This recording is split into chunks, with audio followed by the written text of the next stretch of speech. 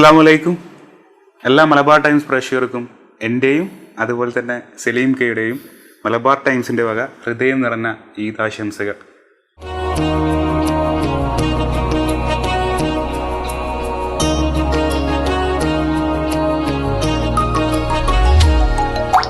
വിശുദ്ധിയുടെ 30 ദിനരാത്രങ്ങൾ കഴിഞ്ഞ് നമ്മളെല്ലാവരും പെരുന്നാളിൻ്റെ വിശുദ്ധമായ ദിവസത്തിലാണ് നിൽക്കുന്നത്. സന്തോഷത്തിൻ്റെയും സമാധാനത്തിൻ്റെയും ഒക്കെ ഒരു പ്രതീകമാണ് ആ ഒരു പെരുന്നാൾ. ഈ ഒരു പെരുന്നാൾ ദിവസം നമ്മോടൊപ്പം ഈദ് ചാറ്റ് വിത്ത് സലീം കോടത്തൂർ എന്ന പ്രോഗ്രാമിൽ എത്തിയിട്ടുള്ളത് നമുക്കെല്ലാവർക്കും അറിയാം, മനസ്സിൻ്റെ മണിയറയിലൂടെ നമ്മുടെ എല്ലാവരുടെയും മനസ്സിലേക്ക് കയറി വന്ന സലീം കോടത്തൂരാണ്. നമ്മുടെ സ്വന്തം സലീം കെയാണ് എൻ്റെ കൂടെ ഉള്ളത്. ആദ്യമായിട്ട് സ്വാഗതം. Thank you. എങ്ങനെയുണ്ട് ഇപ്പോൾ പെരുന്നാൾ ദിവസം വന്ന്? അപ്പോൾ ആദ്യം തന്നെ നമുക്ക് ഒരു പെരുന്നാൾ ഗാനത്തോടുകൂടി ഭക്തിപര സാന്ദ്രമായിട്ടാണ് നമുക്ക് തുടങ്ങാം അല്ലേ? തീർച്ചയായിട്ടും. ആദ്യമായിട്ട് നമ്മൾ എല്ലാവർക്കും എൻ്റെ ഈദ് മുബാറക്. പെരുന്നാൾ എന്ന് പറയുമ്പോൾ നമ്മുടെ എല്ലാവരുടെയും മനസ്സിൽ ചെറുപ്പകാലം മുതൽ ഇപ്പം എൻ്റെ മനസ്സിലായാലും മറ്റുള്ള എല്ലാവരുടെയും മനസ്സിൽ ഓടി വരുന്നൊരു ഗാനമുണ്ട്. ഇന്നൊരുപാട് ഗാനങ്ങൾ പെരുന്നാളിൻ്റെ ഗാനങ്ങൾ വന്നെങ്കിലും MG ശ്രീകുമാർ ആലപിച്ചൊരു ഗാനം, ആ ഗാനത്തിലൂടെ തന്നെ തുടങ്ങാം. ആ ഒരു വിശുദ്ധിയോടെ തുടങ്ങാം. ഓക്കെ. ചന്ദ്രത്തുണ്ടിൽ പൊൻപിറ കണ്ടൊരു റംസാൻ നോമ്പ് മുതൽ ശൗവാലിൻ പിറ കാണും വരെയൊരു തറാബി നമസ്കാരം. ഇസ്ലാം മതവിശ്വാസമൊടഞ്ചു നമസ്കാരം. അല്ലാഹുവിനാരാധന നിത്യ നമസ്കാരം. ചന്ദ്രത്തുണ്ടിൽ പൊൻപിറ കണ്ടൊരു റംസാൻ നോമ്പ് മുതൽ ശൗവാലിൻ പിറ കാണും വരെയൊരു തറാബി നമസ്കാരം. എൻ്റെ മനസ്സിൽ വല്ലാതെ എപ്പോഴും സ്പർശിക്കുന്നൊരു ഗാനമാണ്. അതുകൊണ്ട് തന്നെയാണ് ഞാൻ ഈ ഗാനം തന്നെ ആദ്യം പാടിയത്. സത്യമായിട്ട് നല്ല കേൾക്കാൻ നല്ല ഇമ്പമുണ്ട്. ഒരു മരിക്കാത്ത പാട്ട് എന്ന് തന്നെ പറയാം. തീർച്ചയായിട്ടും എന്നും കേൾക്കാൻ കൊതിക്കുന്ന ഒരു പാട്ട് തന്നെയാണ്. അപ്പോൾ എന്തായാലും പെരുന്നാളാണ്. നമ്മുടെ മലബാർ ടൈംസ് ചാനലിൽ ആദ്യമായിട്ടാണ് സലീം ഗസ്റ്റ് ആയിട്ട് വരുന്നത്. പല മാപ്പിളപ്പാട്ടിലുള്ളവരും ആൽബത്തിലുള്ളവരൊക്കെ വന്നിട്ടുണ്ട്. സലീംക്ക് ആദ്യമായിട്ടാണ് വരുന്നത്. ആദ്യമായിട്ട് നമ്മളെ പെരുന്നാൾ വിശേഷങ്ങളൊന്നും പങ്കുവയ്ക്കും. പെരുന്നാൾ വിശേഷം എന്ന് പറയുമ്പോൾ എല്ലാ വർഷത്തും ഇപ്പോൾ ഒരു 8-9 വർഷക്കാലമായിട്ട് പെരുന്നാളിൽ നാട്ടിലില്ല. ദുബായിൽ പ്രോഗ്രാമൊക്കെ ആയിട്ട് ദുബായിലാണ്. അപ്പോൾ ഈ വർഷം അതുപോലെ തന്നെ ദുബായിൽ തന്നെയാണ്. പെരുന്നാൾ കൂടിയിട്ട് അങ്ങോട്ട് പോകും അല്ലേ? പെരുന്നാൾ എന്ന് കൂടിയിട്ട് ഇന്ന് വൈകിട്ട് ഇവിടുന്ന് പോകും. 8-9 വർഷത്തിന് ശേഷമാണ് ആദ്യമായിട്ട് ഇന്ന് പെരുന്നാളിന് ഒന്ന് നാട്ടിൽ കൂടുന്നത്. അതൊരു ആഗ്രഹപ്രകാരം. അപ്പോൾ കുറച്ച് സമയമാണെങ്കിലും ഒന്ന് വീട്ടുകാരും കുട്ടികളോടൊക്കെ ഒന്നിച്ചിരുന്ന് ഇന്ന് വൈകിട്ട് അങ്ങനെ പോകുന്നു. അപ്പോൾ എന്താണ് ആദ്യം നമുക്ക് ഫാമിലി തുടങ്ങാം. എങ്ങനെയാണ് സലീമിക്ക, വൈഫ്? ശരി, ഞാനും പിന്നെ എൻ്റെ 3 കുട്ടികൾ, വൈഫ്, ഉമ്മ. ഉപ്പ ഒരു വർഷക്കാലം മുമ്പ് ഉപ്പ മരണപ്പെട്ടു. പിന്നെ ഒരു ജ്യേഷ്ഠനുണ്ട് കുവൈത്തിൽ വർക്ക് ചെയ്യുന്നു. പിന്നെ 2 സഹോദരിമാരുടെ കല്യാണം കഴിഞ്ഞു. എൻ്റെ വീട്ടിലെ ഏറ്റവും ഇളയ മകനായ ഒരു ഉമ്മയുടെ കുരുത്തം കെട്ട മോൻ എന്നൊക്കെ പണ്ട് പറയായിരുന്നു, ഇളയ മോനായിട്ട് ഞാൻ ജനിച്ചു. അങ്ങനെ ഇപ്പൊ ഇങ്ങനെ സലീം കൊടുത്തു എല്ലാവരുടെയും സലീം കെ ആയിട്ട് ഇങ്ങനെ. അതെ, ഇപ്പൊ വീട്ടിലൊരു വലിയൊരു കാർന്നവരെ പോലെ എല്ലാ വീട്ടിലെ എല്ലാ ഉത്തരവാദിത്തപ്പെട്ട ആ കർമ്മങ്ങളൊക്കെ നിറവേറ്റി നല്ല രീതിയിൽ പോകുന്നു അല്ലേ? ശരിക്കും പറഞ്ഞാൽ വേറൊരു സന്തോഷം എന്ന് പറഞ്ഞാൽ ഏത് ഇന്റർവ്യൂ ചെയ്യുമ്പോഴും എനിക്ക് പേഴ്സണലി സന്തോഷമുണ്ട്. പക്ഷേ ഈ ഒരു സലീം കെയാണ് ചെയ്തതുകൊണ്ട് എനിക്ക് ഇരട്ടി മധുരമാണ്. കാരണം എൻ്റെ മീഡിയ ലൈഫ് തുടങ്ങുന്നതും അതുപോലെ തന്നെ ഞാൻ ആദ്യമായിട്ടാണ് ഇന്റർവ്യൂ ചെയ്തതും. അത് പറയേണ്ടത് ഇപ്പോൾ അതിൽ പറഞ്ഞില്ലെങ്കിൽ ഞാൻ പറയേണ്ട കാര്യമാണ്. എന്നെ ആദ്യമായിട്ട് ഇന്റർവ്യൂ ചെയ്തതും അന്ന് ക്യാമറയ്ക്ക് മുമ്പിൽ ആദ്യമായി ഒരു ചാനലിൻ്റെ മുമ്പിലിരുന്ന, ഞങ്ങളുടെ നാട്ടിലൊരു ലോക്കൽ ചാനലിൻ്റെ മുമ്പിലിരുന്നപ്പോൾ അതിൽ ഇതുപോലെ വരച്ചുകൊണ്ടായിരുന്നു എന്നോട് ചോദ്യങ്ങൾ ചോദിച്ച് വരച്ചുകൊണ്ട് ഞങ്ങളെ രണ്ടാളും അന്ന് അത് സത്യം പറയാം ഇപ്പോൾ യൂട്യൂബിലൊക്കെ എടുത്തു നോക്കിയാൽ നമുക്ക് തന്നെ ചിരി വരും. അന്നത്തെ ഞങ്ങളെ 2 പേരുടെ കോലവും അല്ലേ.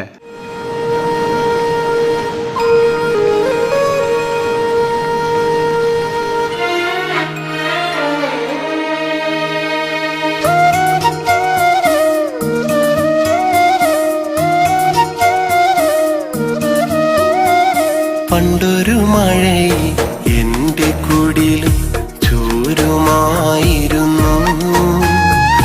അന്നാ മഴയിൽ എനിക്കിനാവും നനഞ്ഞിരുന്നു.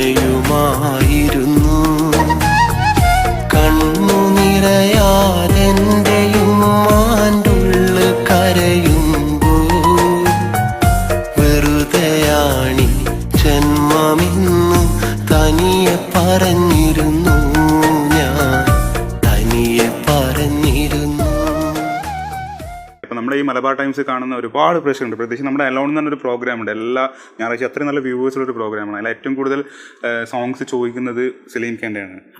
ഒരുപാട് ആളുകൾ പറയാറുണ്ട്, ഞാൻ തന്നെ ആങ്കർ ചെയ്യാൻ വരുമ്പോൾ പറയാറുണ്ട് സലീം ഖാൻ ഒരു ഗസ്റ്റ് ആയിട്ട് കൊണ്ടുവരണം, ബന്ധെ കൊണ്ടുവരട്ടെ എന്നൊക്കെ ചോദിക്കുന്നത്. അപ്പോൾ എന്തായാലും അവർക്കൊക്കെ ഇപ്പോൾ സമാധാനമായിട്ടുണ്ടാവും, സലീം ഖാൻ എത്തിയിട്ടുണ്ട്.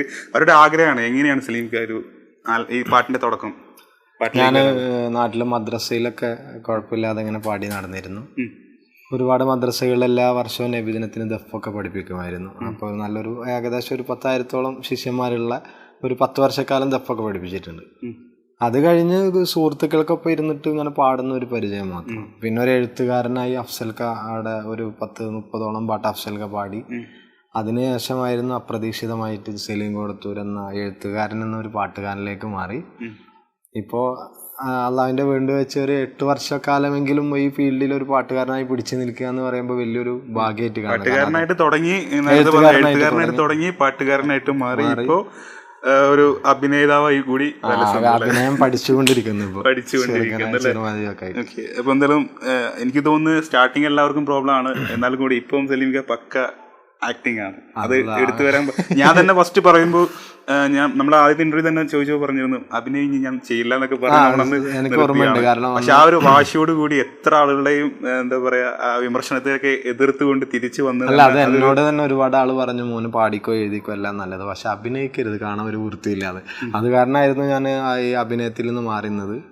പിന്നെ 2 വർഷക്കാലം കഴിഞ്ഞതിന് ശേഷം ഞാൻ കെട്ടിയ പെണ്ണെന്ന് ആൽബത്തിന്റെ പ്രൊഡ്യൂസർമാരാണ് നിർബന്ധിച്ച് അഭിനയിപ്പിച്ചത്. എന്തോ എൻ്റെ നല്ല സമയം കൊണ്ടും നല്ല ഭാഗ്യം കൊണ്ടും അതങ്ങനെ ക്ലിക്കായി. പിന്നീട് ഇങ്ങനെ ഇപ്പോൾ അഭിനയം ഇങ്ങനെ പഠിച്ചു വരുന്നു.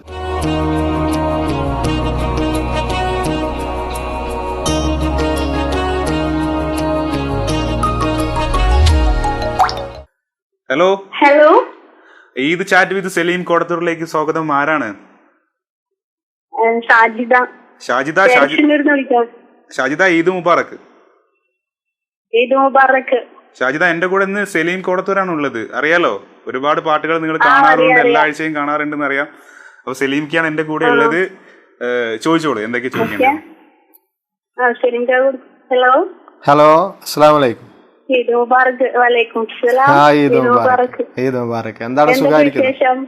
സുഖാണ്, റാത്തായി പോകുന്നു. പെരുന്നാളൊക്കെ ഉഷാറല്ലേ? പുതിയ ആൽബങ്ങള് പെരുന്നാളിന് ഈദ് ഉൽ ഫിത്തർ ഉണ്ട്, സഹയാത്രികൻ ഉണ്ട്, പിന്നെ എന്റെ നിക്കാഹ് ഉണ്ട്. എല്ലാം വാങ്ങിക്ക. അപ്പൊ തീർച്ചയായും നമുക്കൊക്കെ എന്നെ പോലത്തെ എളിയ കലാകാരന്മാർക്കൊക്കെ വേണ്ടി പ്രാർത്ഥിക്കുക, നല്ല നല്ല ഗാനങ്ങൾ കിട്ടാൻ. പിന്നെ ആയുരാരോഗ്യ സൗഖ്യത്തോടു കൂടി. പെരുന്നാളൊക്കെ ഉഷാറാണ്, റാത്തായി പോകുന്നു. ഇനി നിങ്ങളൊക്കെ കുട്ടികളൊക്കെ സുഖമായിരിക്കുന്നു. 3 കുട്ടികളാണ്. എന്താ ചെയ്യുന്നത്? വിളിച്ചിട്ടുണ്ടാ? പാട്ടൊക്കെ പഠിപ്പിച്ചിട്ടുണ്ട്. ഞാൻ കെട്ടിയ പെണ്ണിന് ഇത്തിരി ശബ്ദം കുറവാണ്. എന്തായാലും അപ്പൊ ഞാൻ സാജിദക്ക് വേണ്ടിട്ട് തന്നെ ആ പാട്ട് ഇപ്പൊ പാടാൻ വേണ്ടി ഇരുന്ന ഒരു പാട്ടായിരുന്നു, അപ്പോഴാണ് സാജിദ വിളിച്ചത്. അപ്പൊ എന്തായാലും സാജിദ ആ ഒരു പാട്ട് കേട്ടോളൂ കേട്ടോ, നിങ്ങൾക്ക് പാടാണ്. തീർച്ചയായിട്ടും എന്റെ ഹസ്ബൻഡിന് വേണ്ടി ഡെഡിക്കേഷൻ ചെയ്യാം. ആയിക്കോട്ടെ. എന്താണ് ഹസ്ബൻഡിന്റെ പേരെന്താണ്? ബഷീർ അല്ലേ? ആയിക്കോട്ടെ. അപ്പൊ സാജിദയുടെ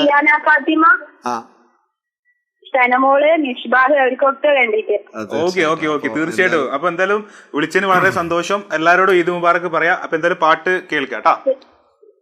തീർച്ചയായിട്ടും എല്ലാരോടും ഈദ് മുബാറക്ക് പറയാം. അപ്പൊ ആ സാജിദ് താത്താക്കും ബഷീർക്കും വേണ്ടിട്ട് ആ പ്രിയ പ്രത്യേകിച്ച് നമ്മുടെ ഈ പ്രോഗ്രാം കാണണം, പെരുന്നാൾ ദിവസം പ്രോഗ്രാം കാണുന്ന എല്ലാവർക്കും വേണ്ടിട്ട്. ഞാനെത്തും മണിയറയിൽ നേരത്തെ അവളെത്തും, കവിളത്തൊരു മണിമുത്തം നൽകിക്കൊണ്ടവളെത്തും. ഞാനൊന്നു പിണങ്ങും നേരം കരയുന്നൊരു മോളാണ്, ഞാനൊന്നു ചിരിച്ചാലവളിൽ പെരുന്നാളിൻ പൊലിവാണ്. ഒരു നേരം പിരിയുമ്പോഴും എൻ്റെ മനസ്സിൽ സങ്കടമാ. എന്നരികിൽ അവളുണ്ടെന്നാൽ ദുഃഖം ഞാനറിയില്ല, അറിയാതൻ കണ്ണു നിറഞ്ഞാൽ അവളെന്നും ഉറങ്ങില്ല. ഇന്നോളം പരിഭവമൊന്നും പറയാത്തൊരു പെണ്ണാണ്, കുന്നോളം സ്നേഹമൊരുക്കി കഴിയുന്നൊരു മോളാണ്. ഇന്നോളം പരിഭവമൊന്നും പറയാത്തൊരു പെണ്ണാണ്. കുന്നോളം സ്നേഹമൊരുക്കി കഴിയുന്നൊരു മോളാണ്. ഒരു നേരം പിരിയുമ്പോഴും എൻ്റെ മനസ്സിൽ സങ്കടമാ. ഈ ജന്മമെനിക്കായി മാത്രം ജീവൻ തന്നൊരു സുന്ദരിയാ. ഞാൻ എൻ്റെ ഭാര്യയെ കളിയാക്കി വീട്ടിലൊക്കെ ഇങ്ങനെ പാടിയിരുന്ന ഒരു പാട്ടാണ്. എന്തോ എല്ലാവരും സ്വീകരിച്ചു, എല്ലാവരുടെ അനുഭവമായി. തീർച്ചയായിട്ടും എല്ലാവർക്കും ഈ ഒരു പാട്ട് എനിക്ക് തോന്നുന്നു ആ ഒരു സമയത്ത് നമ്മുടെ രാവിലെ എണീച്ച് കഴിഞ്ഞാൽ നമുക്ക് സുപ്രഭാതം കേൾക്കില്ല. അതുപോലെയാണ് എല്ലാവരുടെ മൊബൈലും. എനിക്ക് തോന്നുന്നു എൻ്റെ വീട്ടിലൊക്കെ ഉമ്മക്ക് ഇതുപോലെ കിച്ചണിലൊക്കെ എന്തെങ്കിലും വർക്ക് ഈ പാട്ട് കിട്ടാണ്. അതിപ്പോ ഞങ്ങളിപ്പോ കേരളം അല്ലാത്ത മറ്റൊരു നാട്ടിലൊക്കെ എന്തെങ്കിലും ആവശ്യത്തിനൊക്കെ പോയി കഴിഞ്ഞാൽ അവിടെ നിന്ന് കുറച്ച് കോയമ്പത്തൂരൊക്കെ പോയിട്ട് അന്ന് ഒരിക്കൽ ഞങ്ങൾ ഒരു കോയമ്പത്തൂർ പോയ സമയത്ത് ഞാൻ ബർമുടൊക്കെ ഇട്ട് ആരും തിരിച്ചറിയില്ലല്ലോ, അതിലിറങ്ങി. പക്ഷെ അവിടുന്ന് കുറെ തമിഴന്മാർ വന്ന് ഇതേപോലെ തന്നെ കെട്ടിപ്പിടിക്കുകയൊക്കെ ഉണ്ടായി. അതുപോലെ എൻ്റെ നാട്ടിലൊരു ബാംഗ്ലൂരിൽ നിന്ന് കല്യാണം, ഒരു കുട്ടിയെ ബാംഗ്ലൂരിലേക്ക് കല്യാണം അയച്ചിട്ടുണ്ട്. അവിടുന്ന് ഇതേപോലെ വന്ന സമയത്ത് അവരും എന്നെ തിരിച്ചറിഞ്ഞു. അപ്പോൾ ഞാൻ കെട്ടിയ പെണ്ണിൽ അണ്ണൻ എന്നൊക്കെ പറഞ്ഞിട്ടുണ്ട്. അപ്പോൾ വളരെ എനിക്കും ഭയങ്കര എന്താ ഒരു അറിയാതെ കിട്ടിയ ഒരു വലിയ ലോട്ടറി തന്നെയായിരുന്നു ഞാൻ കെട്ടിയ പെണ്ണെന്ന പാട്ട്.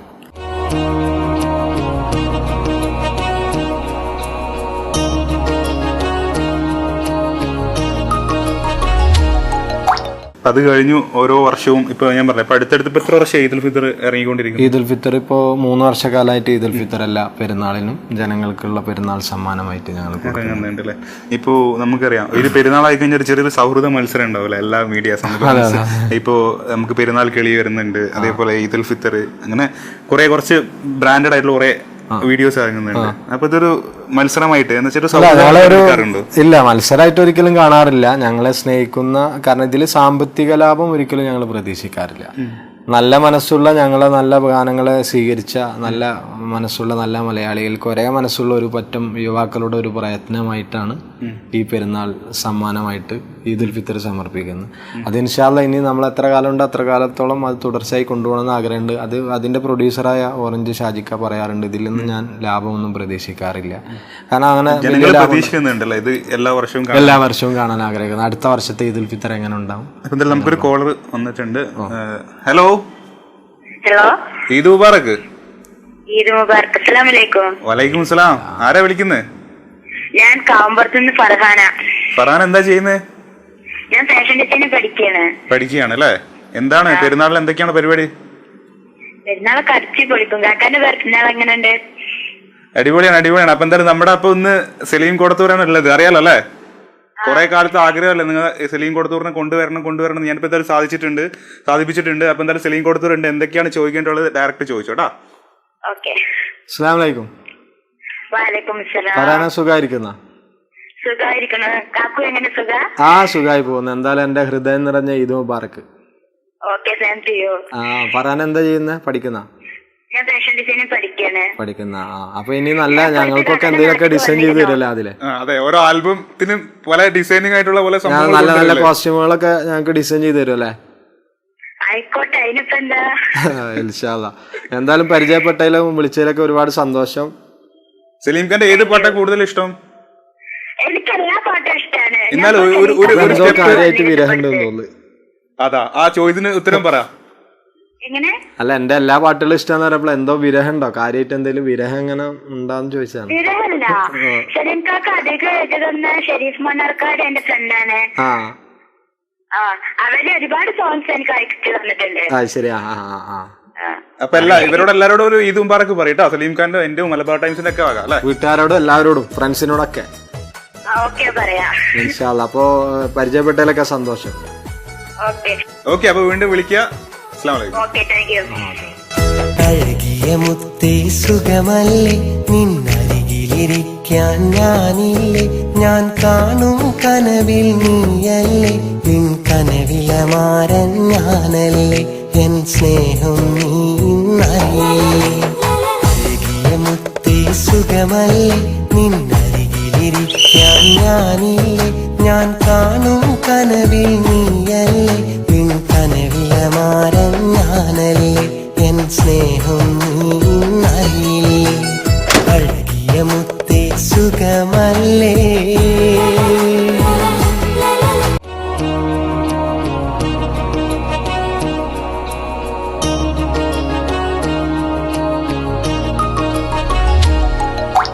നമ്മളൊരു കോളർ കൂടി ഉണ്ട്. Hello hello hello. Hello, Eid മുബാറക്ക്. ആ, ഇത് മുബാറക്. ആരാ വിളിക്കുന്നേ? അനസാണ് കല്ലിപ്പുരം. പേര്? അനസ്. അനസ്. അനസ് എന്താ ചെയ്യുന്നേ? ഞാൻ പഠിക്കാണ്. ഏത് ക്ലാസ്സിലാ? ഞാൻ +2. +2 പഠിക്കുകയാണ് അല്ലേ? എന്തായാലും സലീം ഖാന്റെ കൂടെ സംസാരിച്ചോളൂ കേട്ടോ. ആ. അനസ് അസ്സലാമു അലൈക്കും. ഈദ് മുബാറക്. വലൈക്കും അസ്സലാം. ഇത് മുബാറക്. എന്താണ് അനസ്, സുഖമായിരിക്കുന്നോ?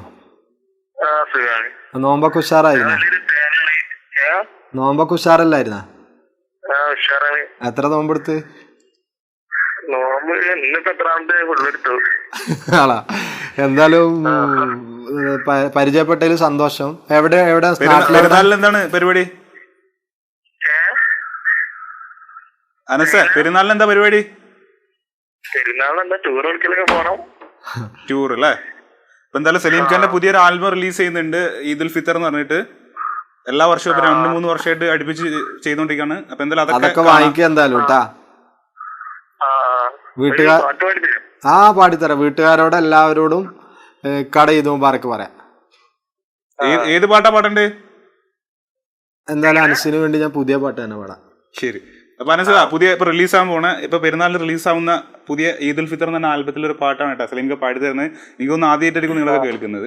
സലീം ഖാൻ തന്നെ ആയിക്കോട്ടെ. അതെ, ഞാൻ ഈ പെരുന്നാളിന് റിലീസാകുന്ന എന്റെ നിക്ക എന്ന ആൽബത്തിലെ ഒരു പാട്ട് തന്നെ അനസിന് വേണ്ടി, അനസിന്റെ ഫാമിലിക്ക് വേണ്ടി പ്രത്യേകം ഡെഡിക്കേറ്റ് ചെയ്ത് പാടുകയാണ്.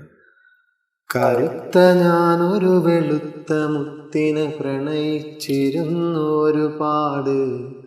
കറുത്തവൻ ഞാനെന്നാലും അവൾ തന്നു സ്നേഹം പല നാള്.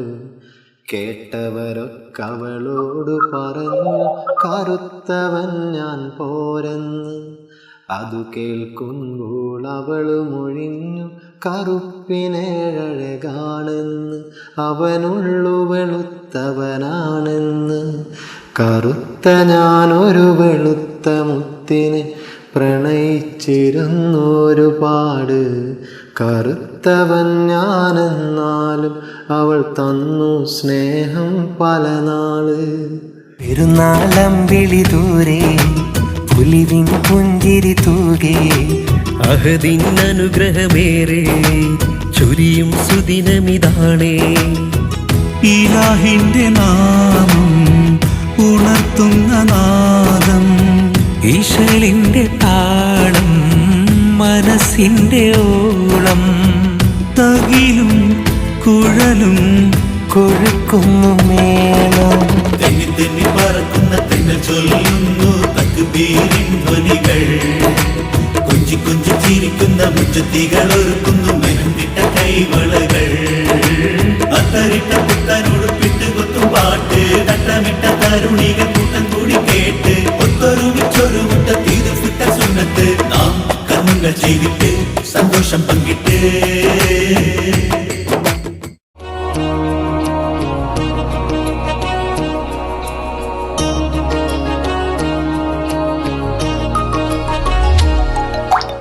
അപ്പോൾ സലീം ഖാൻ, നമ്മൾ ഓരോ വിശേഷങ്ങളൊക്കെ പങ്കുവെച്ചുകൊണ്ടിരിക്കുകയാണ്. സലീം ഖാൻ കുടുംബവും അതുപോലെ തന്നെ പാട്ടിൻ്റെ വിശേഷങ്ങളൊക്കെ. അപ്പോൾ അതിൻ്റെ ആ കാര്യം ആലോചിക്കുമ്പോൾ, അത് പറയുമ്പോൾ എൻ്റെ മനസ്സിലേക്ക് വരുന്നൊരു സംഭവമാണ്. ഞാൻ എൻ്റെ കുറേ ഫേസ്ബുക്ക് ഫ്രണ്ട്സും ഇങ്ങനെയൊക്കെ ചോദിച്ചു. കാരണം നമ്മൾ തമ്മിൽ അത്രയും ക്ലോസ് ആണെന്നുള്ള ഒരുവിധം എല്ലാവർക്കും അറിയാം നമ്മുടെ നാട്ടിൽ. ഇങ്ങനെ സലീം ഖാൻ ഇങ്ങനെ ഒരു പ്രോബ്ലം ഉണ്ട്, ശരിയാണോ, ഇങ്ങനെ ആള് സുഖമില്ലാണ്ട് കിടക്കുന്നുണ്ട്, അത്ര ക്യാൻസർ വരെ ആണോ എന്ന് വരെ ആൾക്കാർ ചോദിച്ചു. പലരും അത് പബ്ലിസിറ്റി ചെയ്യുന്നുണ്ട്. സലീം ഖാനെ ഇഷ്ടപ്പെടാത്ത പലരും അത് പറഞ്ഞിട്ട് ആ ഒരു ഫീൽഡിനെ താഴ്ത്താണ്. സലീം ഖാന്റെ ആ ഒരു കരിയറിനെ അടിച്ചു തമ്മിലുള്ള കുറെ ആളുടെ പേര് ഞാൻ എടുത്ത് പറയുന്നില്ല, എന്നാൽ കൂടി ഞാൻ കേൾക്കുന്നുണ്ട്. അതിന് സത്യാവസ്ഥ നമ്മുടെ പ്രേക്ഷകർക്ക് അറിയാൻ ആഗ്രഹമുണ്ട്. കുറെ ഗോസിപ്പുകൾ വരുമ്പോൾ തീർച്ചയായിട്ടും ആഗ്രഹമുണ്ട്. ഞാനും പറയാൻ ആഗ്രഹിക്കുന്നതാണ്. കാരണം എന്നോട് തന്നെ ഒരുപാട് ആളുകൾ താങ്കൾക്ക് ക്യാൻസർ ആണ്, അല്ലെങ്കിൽ എൻ്റെ കിഡ്നി ഫെയിലാണ് എന്നൊക്കെ പറഞ്ഞിട്ട് കുറെ ഗോസിപ്പുകൾ ഞാനും കേട്ടിരുന്നു. സംഭവം കുറച്ചു കാലമായിട്ട് ഞാൻ ഒരു 5-6 മാസത്തോളം ചെറിയൊരു യൂറിൻ ഇൻഫെക്ഷൻ വരികയും അത് സംബന്ധിച്ച് എൻ്റെ ആൽബമിന് കൂടുകയും പ്രോട്ടീൻ ലോസ് എന്ന് പറയുന്ന ഒരു ചെറിയൊരു അസുഖം വന്നു. ആ പ്രോട്ടീൻ ലോസ് എന്ന് പറയുന്ന അസുഖം കുറച്ച് ഡേഞ്ചറാണ്. നമ്മൾ ശ്രദ്ധിച്ചില്ലായിരുന്നെങ്കിൽ ഭാവിയിൽ ഒരു 5-10 വർഷങ്ങൾക്കപ്പുറം അത് ഡേഞ്ചർ അസുഖമായി മറ്റുള്ള ഡേഞ്ചർ അസുഖത്തിലേക്ക് മാറുമായിരുന്നു. അപ്പോൾ അതിൻ്റെ ട്രീറ്റ്മെൻറ്റ്, നല്ല ട്രീറ്റ്മെൻറ്റ് എവിടെ കിട്ടുന്നത് വെച്ചാൽ എറണാകുളമായിരുന്നു, സൺറൈസ് ഹോസ്പിറ്റലിൽ, പിന്നെ വെല്ലൂരൊക്കെയാണ് കിട്ടുന്നത്. അപ്പോൾ ആ നല്ല ട്രീറ്റ്മെൻറ്റ് തിരഞ്ഞ് ഞാൻ തൃശ്ശൂരും തിരഞ്ഞെടുക്കാതെ എറണാകുളത്തോട്ട് പോയി. അവിടെ എത്തി. അവിടെ ഒരു 6 മാസത്തോളം ട്രീറ്റ്മെൻറ്റ് നടത്തേണ്ടി വന്നു. മാസാമാസം പോയി 3 ദിവസം അഡ്മിറ്റ് ചെയ്തിട്ടൊക്കെ അതിനപ്പോൾ പൂർണ്ണമായിട്ട് അത് മാറും ചെയ്തു. പക്ഷേ ഈ സമയത്ത് ആ അസുഖത്തേക്കാൾ കൂടുതൽ എന്നെ വേദനിപ്പിച്ചത് നമ്മളെ ഫീൽഡിലുള്ള കുറേ ആളുകൾ തന്നെ ഒരു ക്യാൻസർ രോഗിയാക്കി മാറ്റി. പ്രോഗ്രാമിനൊക്കെ ഒന്നും വിളിച്ചാൽ വരാൻ പറ്റാത്ത അവസ്ഥയാണെന്നൊക്കെ അവർ തന്നെ അങ്ങനെ ഒരു കുറിച്ച് പറയും, അടിച്ചു താഴ്ത്തി. പക്ഷെ എന്തോ എൻ്റെ കൂടെ ഉണ്ടായിരുന്നത് എന്നെ ഇഷ്ടപ്പെടുന്ന ഒരുപാട് ആളുണ്ട്, ഒരുപാട് ആളുകളുടെ പ്രാർത്ഥന ഉണ്ട്, പിന്നെ സർവശക്തനായ അള്ളാഹുണ്ട്. അതുകൊണ്ട് ഞാൻ പൂർവാധികം ശക്തിയോടുകൂടി തിരിച്ചു വന്നു. ഞാൻ മാനസികമായി വളരെ തകർന്നു, മാനസികമായി സാമ്പത്തികമായി ശാരീരികമായൊക്കെ ആയിട്ട് തളർന്നിരുന്ന ആ സമയത്തൊക്കെ. നമുക്ക് എന്ത് സാമ്പത്തികമായി തളർന്നാൽ വീണ്ടും നമുക്ക് നേടിയെടുക്കാൻ, വീണ്ടും നമ്മളെ വർക്കിനിറങ്ങി അത് തിരിച്ചെടുക്കാൻ പറ്റും. പക്ഷെ മാനസികമായി എന്നെ തകർത്തിയത് ഏറ്റവും കൂടുതൽ നമ്മളോട് എനിക്ക് അങ്ങനെ ഒരു അസുഖമില്ല, എൻ്റെ അസുഖം ഇന്ന അസുഖമാണ്, ചെറിയ ഈ പ്രോട്ടീൻ ലോസ് എന്ന് പറയുന്ന അസുഖമാണ് എന്നുള്ള അറിഞ്ഞ ആളുകൾ തന്നെ മറ്റാളുകൾക്കിടയിലും അത് അവരങ്ങനെ പറയുന്നു നോക്കേണ്ട സംഭവം ക്യാൻസറാണ് അങ്ങനെ പറഞ്ഞ് ഒരുപാട് നമ്മൾ കേൾക്കിച്ചില്ല. എന്നോട് തന്നെ ഒരാൾ വന്നിട്ട് പറഞ്ഞു പലതും കേൾക്കുന്നുണ്ട് പുറത്ത്, താങ്കൾക്ക് ആദ്യം പറഞ്ഞു മൂത്രക്കല്ലാണെന്ന്, പിന്നെ പറഞ്ഞ് കിഡ്നിക്ക് എന്തോ ആണെന്ന്, ഇപ്പോഴാണ് ഞാൻ അറിഞ്ഞു ക്യാൻസറാണ്. അള്ളാഹ് മാറ്റി തരട്ടെ. ഞാൻ പറയാം അള്ളാഹു എല്ലാവരും തൊട്ടും കാത്തു രക്ഷിക്കട്ടെ. എല്ലാ ചെക്കപ്പുകളൊക്കെ കഴിഞ്ഞതാണ് എൻ്റെത്, എന്നാലും നിങ്ങളെ എന്നെയൊക്കെ അതിൽ നിന്ന് കാത്തു രക്ഷിക്കട്ടെ. ഇതാണ് യഥാർത്ഥ സത്യം. എന്തായാലും എൻ്റെ കൂടെ ഇരിക്കുന്ന ശ്രമിക്കാനില്ലേ, നല്ല ആരോഗ്യവാനായിട്ട് നിൽക്കുന്ന ഒരു പ്രശ്നമില്ല. നിങ്ങൾ അന്ന് കണ്ട അന്നേ പോലെ തന്നെയാണ്. ഇപ്പോഴും കുറച്ച് ഒന്ന് സുന്ദരനായി, ഒന്ന് തടിച്ച് അത്രയും ഒരു വ്യത്യാസമുള്ളൂ. ഇങ്ങനെ രണ്ടാൾ പറഞ്ഞാൽ തന്നെ ഞാൻ സുന്ദരനായി പോകും. കാരണം ഒരാൾ നീ ഒന്ന് നന്നായിക്കുന്നടാ, ഗ്ലാമർ വെച്ചിരിക്കുന്നൊക്കെ പറയുമ്പോൾ തന്നെ നമുക്ക് ഗ്ലാമർ വന്നെന്ന് തോന്നും. അതിപ്പോ ഞാൻ പറയേണ്ട ആവശ്യമില്ല, നമ്മുടെ കാണുന്ന പ്രേക്ഷകർക്ക് എല്ലാവർക്കും അറിയാവുന്നതാണ്. എന്നെ എനിക്കും പറയാനുള്ളൂ, ഞാൻ അത്ര വലിയ ഗ്ലാമർ ഇല്ലാതുള്ള അവർക്കും അറിയാം. അതല്ല പണ്ട് സെലീം കൊടുത്തൂർ എന്തായിരുന്നു, ഇപ്പൊ എന്തായിരുന്നു എല്ലാവർക്കും അറിയാം. അതുണ്ട്. പണ്ടത്തെ സെലീം കൊടുത്തൂർ എന്ന് പറയുമ്പോൾ ഞാൻ പറയുമായിരുന്നു ഒരു 50 പൈസയുടെ കളർ പട്ടായിരുന്നു, പാറി പോകുന്ന തരത്തിലായിരുന്നു. പിന്നെ ഇപ്പൊ ഇങ്ങനെയൊക്കെ തടിയൊക്കെ വെച്ചല്ലേ.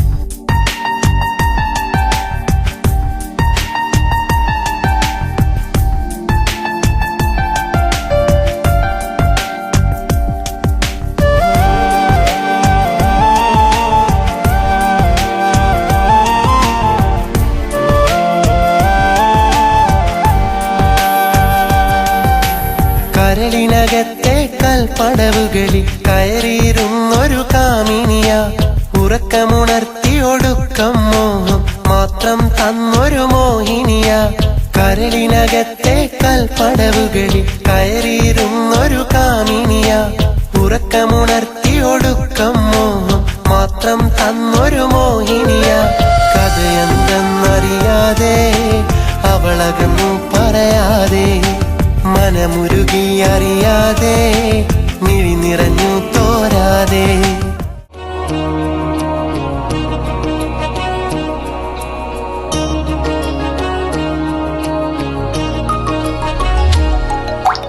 ഹലോ. അസ്സലാമു അലൈക്കും. വലൈക്കും സലാം. എന്താ സുഖല്ലേ? ഈദ് മുബാറക്. ഈദ് മുബാറക്. എന്റെ കൂടെ സലീം കോടത്തൂർ ഉണ്ട്, നമുക്ക് സംസാരിക്കാം കേട്ടോ.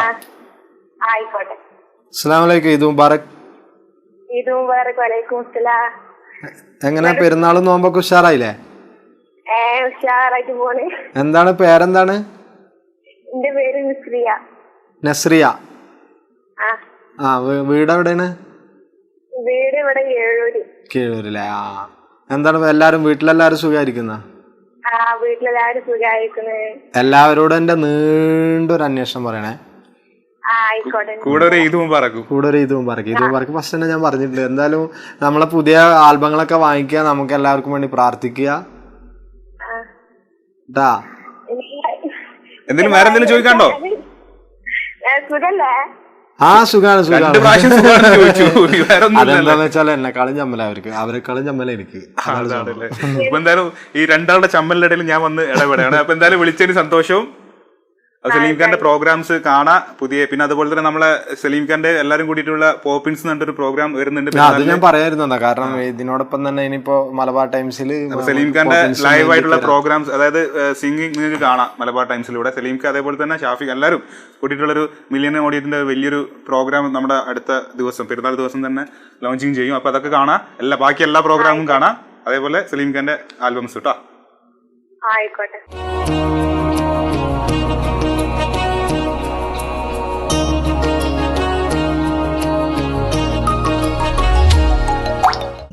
അതന്നെ നിങ്ങളെ സംസാരിക്കുന്നതിൽ കിട്ടുന്ന തന്നെ എത്ര വലിയ സമ്മാനമാണ്. അല്ല, എത്ര ആളുകൾ അവര് വിളിച്ചോണ്ടിരിക്കുന്നുണ്ട്. വിളിക്കുമ്പോ അവർക്ക് അവരെ തൃപ്തിപ്പെടുത്താൻ വേണ്ടി എന്തെങ്കിലും ഒരു ചെറിയ സമ്മാനം, വല്ല കോപ്പ ഈ സമ്മാനം കൊടുക്കുന്ന ദിവസമായിരുന്നു നമ്മൾ മെഹന്തി ഫെസ്റ്റ്. ഗ്രാൻഡ് സമ്മാനം, എല്ലാവർക്കും സമ്മാനം കൊടുക്കും. അന്ന് സലീം ഖാനെ ഞങ്ങൾ മാക്സിമം ശ്രമിച്ചു. അന്ന് തിരക്ക് കാരണം കൊണ്ട് വരാൻ പറ്റിയില്ല. അപ്പൊ അത് ഇനി മെഹന്തി ഫെസ്റ്റ് നടത്തുമല്ലോ. ഇനിയുണ്ട് എല്ലാവരും. ചിലപ്പോൾ സലീം കൊടുത്തൂർ എന്ന് പറയുന്ന ആള് ചിലപ്പോ ഫീൽഡിൽ നിന്ന് ഔട്ടായാലും ഈഹലോകത്ത് ജീവിച്ചിരിക്കുന്നുണ്ടെങ്കിൽ എന്നെ വിളിക്കാൻ മറക്കാൻ. ഈ ഫീൽഡിൽ നിന്ന് ഔട്ട് ആവുന്നതിന് മുന്നേ, ഫീൽഡിൽ വരുന്നതിന് മുന്നേ ഞാൻ വിളിക്കാറുണ്ട്. വന്നതിന് ശേഷം ഞാൻ വിളിക്കാറുണ്ട്. വിളിക്കാണ്ടിരുന്നിട്ടില്ലല്ലോ എപ്പോഴും. അപ്പൊ അത് തുടർന്നുകൊണ്ടിരിക്കും. ഇപ്പൊ നമ്മള് പോപ്പിൻസിന്റെ കാര്യം പറഞ്ഞു, പുതിയ സജി മില്യണത്തിന് പുതിയ പോപ്പിൻസിന്റെ കാര്യം എന്ന് പറയുമ്പോൾ ഇപ്പോ നിങ്ങൾക്ക് എല്ലാവർക്കും ഇഷ്ടപ്പെടുന്ന, ഞാൻ മാത്രമല്ല ഒരുപാട് പാട്ടുകാരെ ഇഷ്ടമുണ്ട്.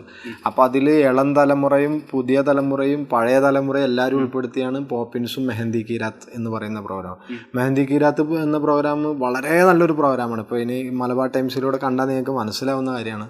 കാരണം മാപ്പിളപ്പാട്ടിൻ്റെ ഇളമുറ തമ്പുരാക്കന്മാരും പഴയ തലമുറയിലെ തമ്പുരാക്കന്മാരും മൂസക്ക, പീർക്ക, അങ്ങനെ കാലഘട്ടം മുതൽ ഏകദേശം 70 വർഷത്തെ ആളുകളുള്ള ആ ഒരു കാലഘട്ടത്തിലുള്ള എല്ലാ ഗായകരും ഉൾപ്പെടുത്തിയാണ് മെഹന്തി കീരാത്ത്.